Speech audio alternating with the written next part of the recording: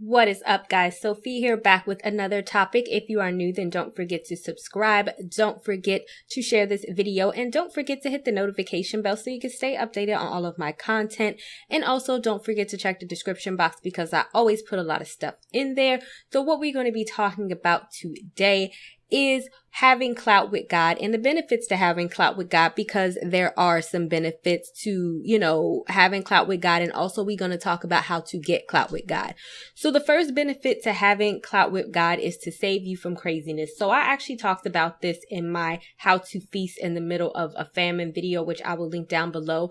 But in this, we talk about the story of Noah, and Noah, he was like, him and his family was the only people that was saved when God wanted to flood the earth. So why was that? Because in Genesis 6:9, it says Noah was a righteous man, one who was just and had right standing with God, blameless in his evil generation. Noah lived in habitual fellowship with God. So I want to point out some specific words here, that he had a right standing with God. And this is what I mean by building clout with God, that if you have a right standing with God, then God is going to tell you that he getting ready to kill everybody and that you're the only one that's going to be saved. Now, obviously that's a metaphor, but God could be telling you this place that you're working at is about to go out of business and therefore you need to find a new job, stuff like that. And so that's one of the benefits of having clout with God. And I will also list my video down when I talk about how to get discernment, because that is how you get discernment. That is how you hear what God is telling you to do. And obviously you want clout and discernment from God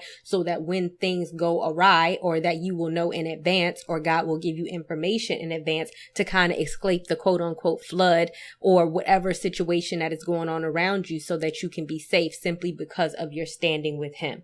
So the next is that the ability to change God's mind and to plead for your friends. So we see this in the Bible when it comes to two specific people, and that is Abraham and that is Moses.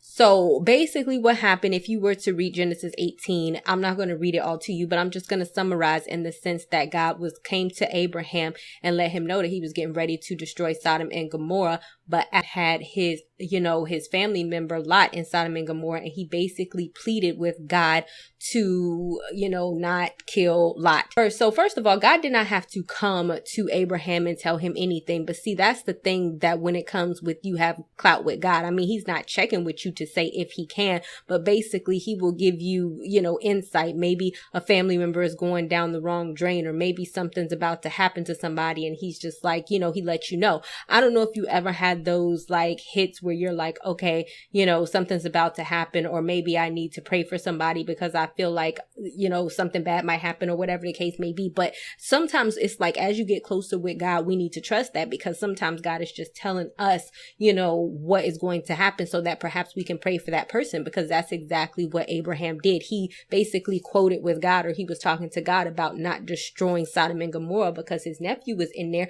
So basically, in a way, that is saying a prayer based on things that God told you. So that's one of the things with having closeness and clout with God, is that, you can kind of change God's mind. You can pray for people that you love. You can pray for God to keep these people safe. And it's like God could have destroyed Sodom and Gomorrah regardless of what Abraham said, but Abraham was able to change his mind because of the clout that he had with God. So it's like you do have more of ability to kind of change God's mind on a certain decision if you have that relationship with him. It's also that we see that in Moses. So Moses, if you read the whole book of Exodus, we know that he had led the Israelites out to try to go to the promised land, but they was in the desert. But the Israelites just kept acting stupid.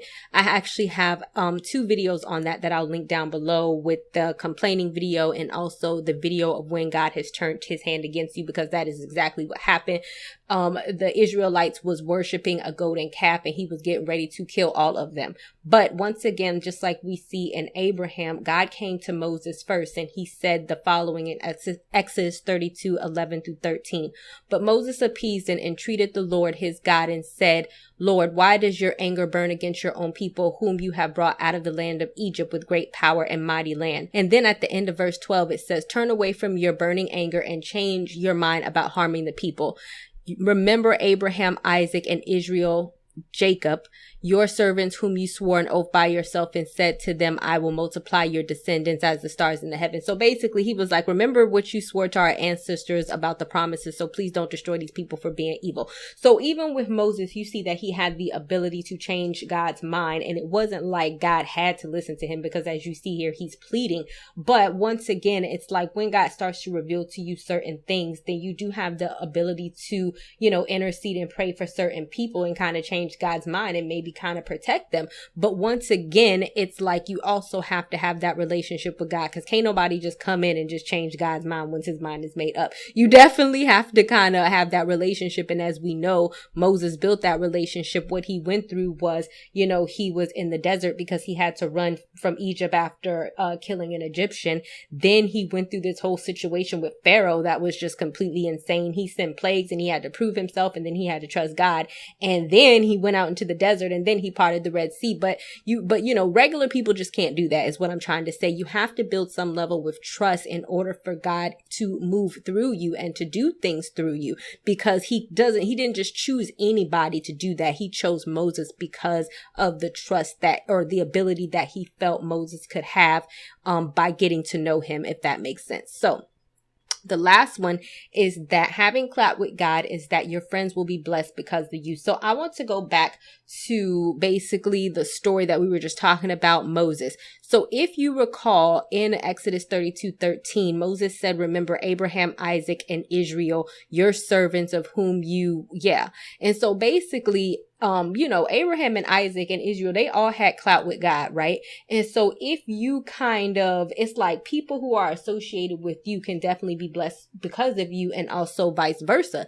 Because why would he say, remember all of these people who were your servants, and now can you please listen to me? It's because who you hang out with can definitely, bless you, and vice versa. And also your friends can be blessed because of you. And I feel like we see that clearly in Lot. And this comes from Genesis 19:16.